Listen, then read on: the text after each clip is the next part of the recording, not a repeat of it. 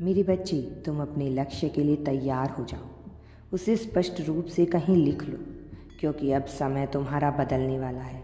अब तुम ऐसे समय के साक्षी होने वाले हो जिसमें तुम्हारे भविष्य में बहुत सी खुशियाँ लिख दी गई हैं। और तुम क्या चाहते हो, अब तुमसे यह स्पष्ट करने की बारी आ गई है। अब ब्रह्मांड द्वारा तुमसे यह प्रश्न पूछा जाएगा कि तुम क्या चाह रहे हो।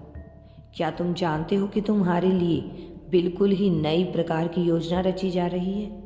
क्या तुम जानते हो कि तुम्हारे लिए बड़ा ही खूबसूरत भविष्य निर्मित किया जा रहा है? मेरी प्रिय बच्ची, मैं जानता हूँ तुम अपने जीवन में बहुत सी चीज़ों से अनजान हो। मैं जानता हूँ तुम अपने जीवन में जीत को पाने के लिए बेताब हो। मैं यह भी जानता हूँ कि तुम अभी किन परिस्थितियों से जूझ रहे हो, किस तरह की मानसिकता से गुजर रहे हो। और मैं तुम्हें यह बता देना चाहता हूँ कि तुम अब खुशहाली को अपनाने के बहुत करीब आ गए हो। और ऐसा इसलिए हो रहा है क्योंकि अब तुम्हारे कर्मों का हिसाब किया जा रहा है।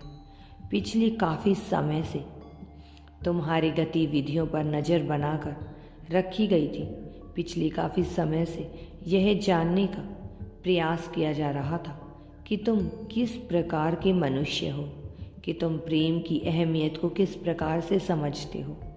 निश्चित तौर पर मैं इन बातों को भली भांति जानता हूँ, लेकिन मन के इस खेल में कुछ ऐसे देवदूत हैं, कुछ ऐसे संतों की आत्माएं हैं जो तुम्हारे भीतर की मनुष्यता को परखना चाहती थी।